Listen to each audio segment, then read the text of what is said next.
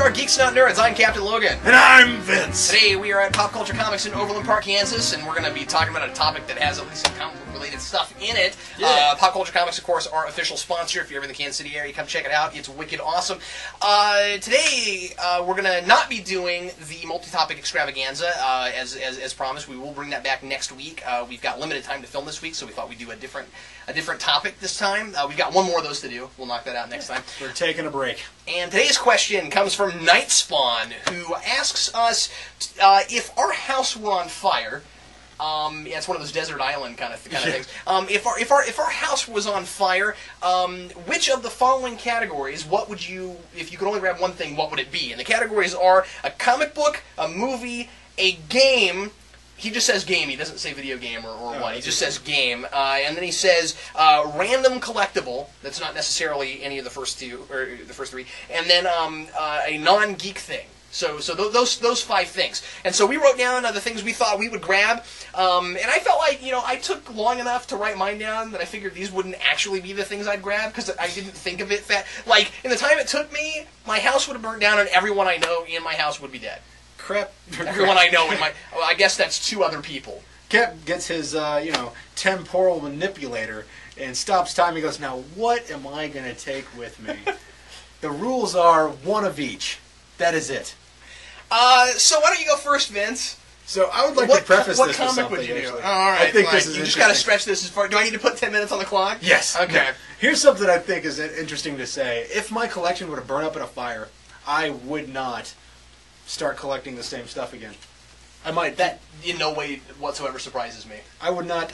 If my Punisher collection, I'm almost done with my Punisher collection. I don't have much left. I can fit everything that I need for Punisher, Spider-Girl, Shadow, and Question, odds and ends in there into one page of an Excel spreadsheet. Mm-hmm. So if all that stuff were to just go up in smoke, I would be okay with not buying. I'd continue buying stuff, but I wouldn't buy anything for a collection.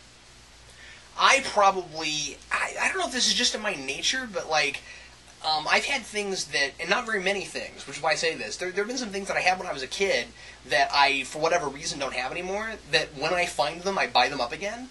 Mm. So I have a feeling I would be the opposite of that. I have a feeling I'd spend the rest of my life trying to buy my collection back. I don't know why, and I'm not entirely sure if that's true or not, but, yeah. I might buy some milestones, but that would be about it. Yeah.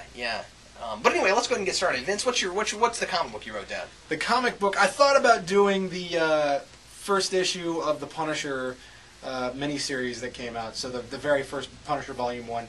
But what I decided to go with was the thing that got me into comic books, which was Mark Waid's run on, or his first run on Fantastic Four. So Waid Wieringo's run. I forget the name of it. I think it's called Unthinkable. What, do you have that in trade? Or? Yeah. Okay. That's the one where Dr. Doom decides to become a... I've talked about this a couple times recently, actually. The one where Dr. Doom decides to become a sorcerer. It's really neat to me. See, I had a tough time with this because I'm a little bit more of a collector than you are. And so, for me, it wasn't so much what I would want to read again as it was... Because I'm thinking, okay, your house is burning down, so, you could probably go out and buy trades again. So, for me, I was trying to think of stuff that I have that would be hard to get again. So, I thought of the big things I always mention, my early Fantastic Fours and, first appearance Punisher, stuff like that. But I guess, my interests have just not changed, but, I've gotten more interested in other things as time's gone on. And so certain issues are a little bit, more important to me than others now. So what I wrote down this time, maybe this would change another time, but this time I wrote down Daredevil 181, which is the death of Elektra. Oh, really? Yeah. I can see that. That's just a really good comic. Yeah. What did you write down for movie? Movie, my instinct was Blues Brothers. Right. Which means I might actually grab that one if my house were on fire. Yeah. But I decided to go with something I've recommended, actually. Mm-hmm. The Ultimate Edition of Dawn of the Dead. Really? Yeah. I don't know why. It's not even my favorite movie. I just think that I would probably rewatch that again and just want to grab it. Because it's a neat box set. I'd want to do that one. I picked The Matrix. Yeah. Can't help it. I love The Matrix. Because, perfect blend of, sci-fi and action flick. And a little comic booky also. I don't know, it always ends up winding up on my top 5, movies ever. So I was just kind of thinking if I was running out the door, that'd probably be the one I'd grab. I also know exactly where it is right now. I know exactly where all my movies are on my shelves. Well, no, I know, but I just mean like, yeah, well, sure, but I'm just saying like I could, I know where it is. I could just grab it. What did you pick for game? Game was Marvel vs. Capcom 2. Really? Yeah, I've not played 3. It might be a lot of fun. I have no idea. I don't like it as well, but for various issues that I won't go into now. But that one I strictly chose by the one I would be more than likely to play. You know, the ones that I've played the crap out of, Marvel vs. Capcom 2, Spider-Man 2, so things that are comic book related, essentially. Suffering would be a good choice, but I'm still going to go with Marvel vs. Capcom 2. You know, I do play some more current games, but in my heart of hearts, I will always be a 2D side-scroller person, always. And so I chose Bubsy the Bobcat. Really? Yep. You've never even mentioned that game to me, so that's a little bit surprising. Really? Have I not? No. See, once again, I mean, like, I thought about, like, the Sonic games and stuff, but, like, really easy to get. I don't know. Like, and I mean, I'm sure I could find Bubsy somewhere, you know what I mean? But, like that's... I don't know. That means something to me. Like it's very nostalgic for me. That was a game I was playing with my dad when I was like 8 or 9. Actually, Virtual Fighter would be up there too. That would be one I would think about. But on the Sega Saturn, Virtual Fighter 2. You know, stuff like cartridges. Cartridges or CDs that I had when they came out from when I was a kid. You know what I mean? Not just a copy of it, but the one I played. Do you see what I'm saying? If that makes any sense. If you've never played Bubsy, you should play it though. It's a really great side scroller. That sounds cool. I almost chose Killer Instinct. I was pretty close, but I thought, you know, that one's cheap. Yeah, exactly. Marvel vs. Capcom. If you're going to buy that, there's some it's going to be practicality $70. that played into this. Yeah. So, what did you pick for a random collectible? The random collectible, geek-related random collectible, right? Yes. Okay. Well, it just says random collectible. He didn't really. Because, you know, you said game and not video game, so alternately, I wanted to mention this real fast because I forgot about it. Alternately, probably my master set of cliffhangers. Oh, yeah? Just in case I lost my computer and I didn't have the files anymore. Mm-hmm. You know what I'm saying? Because, like, you'd hate to lose that and have to, like, rewrite the cards, because I would never remember all the stuff I wrote. Oh, that's fair. So, anyway, I'm sorry. But, yeah, what'd you pick for a random collectible? I chose, I've actually recommended this, too, in our first episode of You Will So Want This. Is it that... Oh, the first episode of... You Will So Want This. Oh, let's see if I can remember what it was. Was it your big Punisher thing, or no? Nope. It was. It was Phantom. Yep. Yeah. I mean, that one has sentimental value because my girlfriend gave it to me. Also, it's only... I got that trivia question right. I want a digital comic. He can buy it for himself. So... That's funny to me. All right, go ahead. But, you know, it has sentimental value because it was my anniversary gift from my girlfriend, our first, you know, our 1 year. So that's really neat. And also, it's, or maybe it was our Valentine's Day gift. Crap. No, it wasn't our anniversary. It was our Valentine's Day. It was a gift. Move on. I'm forgetting things, and we're posting this. So, ha! In your face, woman I love. So, that should be your new catchphrase. I like that. In your face, woman I love. But another thing it's number 151 out of 500. It's not a particularly large production that they made for this. So it's a reasonably low value. It's below the halfway mark. So that's pretty cool. And it's a well-made figure. It's something that it's a statue. I'd want to keep it. I mean, that'd be the first thing I'd grab. I have a lot of one-of-a-kind stuff, and it was kind of, not a lot, but I mean, I have several things that are in some way or another, mine, and nobody else could get one exactly like mine. And I like getting things like that. It's just neat. And so, for me, it would kind of just be, it'd be kind of random. It would be one of those. Like, the first thing I would think of would be my Batleth, of course, which I've talked about a lot, but mostly because, you know, I've had that signed by a lot of Star Trek actors, and it took time to get that done, so it really sucked to lose that in a fire. But, you know, if you're running out the door and you're trying to grab this big, hefty thing that's really, like, sharp-bladed and stuff, I'm not sure. But well, they weren't asking about practicality. Yeah, but forgetting that. Yeah, but I'm thinking about that because it's fun. But anyway, another thing I wrote down is my signed photo of Robert Picardo, because that's the first thing I ever got signed at a convention. Oh yeah. And so that of course has sentimental value. And then of course I've shown off my Batleth signed by Adam West. That would, I don't know, that would be hard to lose too. So yeah, so I don't know, and then my Stan Lee autograph too. So I mean, there's a lot of stuff that would be kind of suck to not have. Last thing is non-geek things.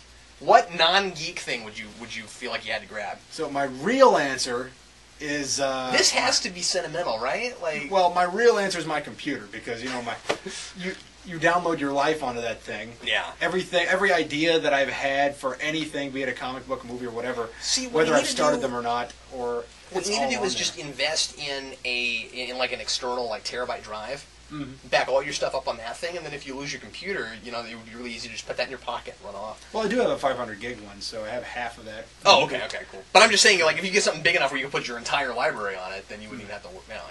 So I have that stuff, and that's my real answer. But let's choose something that's not. Let's assume that is not in question. Oh, my computer. Yeah, files. Is there just something you own that isn't geek related that if you lost it, you'd cry for a long time? Like, when I was in middle school, and here's my actual answer. Okay. Or here's the answer that I'm going to give for this, because, well, anyway. When I was in middle school, I did an art project. The idea was we were supposed to make a clay mask of some kind. Oh, yeah, you talked about this. And because I was just getting into it, I made a John Belushi face with the shades and the fedora. And what's interesting is that people would walk by, like adults would look at this mask and go, "That's John Belushi." Really? And I said, "Yeah." Like, why do you like that? You're a kid. But anyway, I'm going to choose that one because that doesn't exist except for in my. It's actually living at my parents' house. So, assuming everything was in a central location, right? There was this fire, I would grab that. Right. It has a lot of meaning to me. You're going to crack up when I tell you mine, and this is something that I've never mentioned on the show before. So I don't want you to get into this because I know you'll want to. It's his kid. I wrote down the monkey. And I wrote down so here's the thing. I had to. I thought about this. I thought about this like if my house was on fire, I would totally grab the monkey. And okay, here's the thing. I have this stuffed monkey that I've had. So you guys are gonna die and cry. I just know that I'm gonna get comments for this. So I've got the stuffed monkey. I was being honest. No, that's fair. I'll admit I have like stuffed animals from when I was a kid too. That's cool. That I've had since I was like 9 or 10, and it's not this it's not this thing where I slept with it all the time and things like that. It's that it was this persona thing. Like my dad and I had this stuffed monkey that we gave a voice, and it was like this personality, and we did things with it. And it was fun. It was hilarious. And then when my dad and I were on eBay, we actually took pictures of the monkey with eBay items and stuff, and pretended like the monkey was the one selling the stuff. And it caught on, and people thought it was hilarious. And we got better bids because of it. I mean, it was really funny. And we had a couple people who sent us emails and asked us if they could buy the monkey from us. One guy offered us like $1,500 for the monkey. Wow. Yeah. Dang. And anyway, so like crazy things like that. So I don't know. That's something that I've had for so long and is like weirdly a part of me that I would have a hard time getting rid of. But anyway, well, that's fair, man. So yeah, it's funny, but it's fair. No, I know it's hilarious, but yeah. So that's something I never thought I'd bring up on this show, but I didn't know what else to write down. It was like that was the honest answer. I have a stuffed monkey. That monkey is nearly 20 years old. But I would not grab it in a fire. Well, if it were in a fire, there's no way I'd touch it. It'd be on fire. Yeah, it'd be on fire. Yeah, exactly. Well, if that were the case. What are you going to do with a half-charred monkey? And and actually, the one I have is currently sitting on a wooden chair, so that could be problematic. Kindling! Well, anyway, now that I've thoroughly embarrassed myself, thanks a lot for watching Geeks and Not Nerds. If there's, feel free to put your list in the comments below. I'm sure people will. And if there's anything that you'd like us to talk about in a future video, put that in the comments as well. Like I said, next time we will endeavor to do one more half hour on the Q&A, the multi-topic extravaganza. And thanks a lot for watching. I'm Captain Logan. And I'm Vince, reminding you to support pop culture comics. I mean your local comic book store. See you later.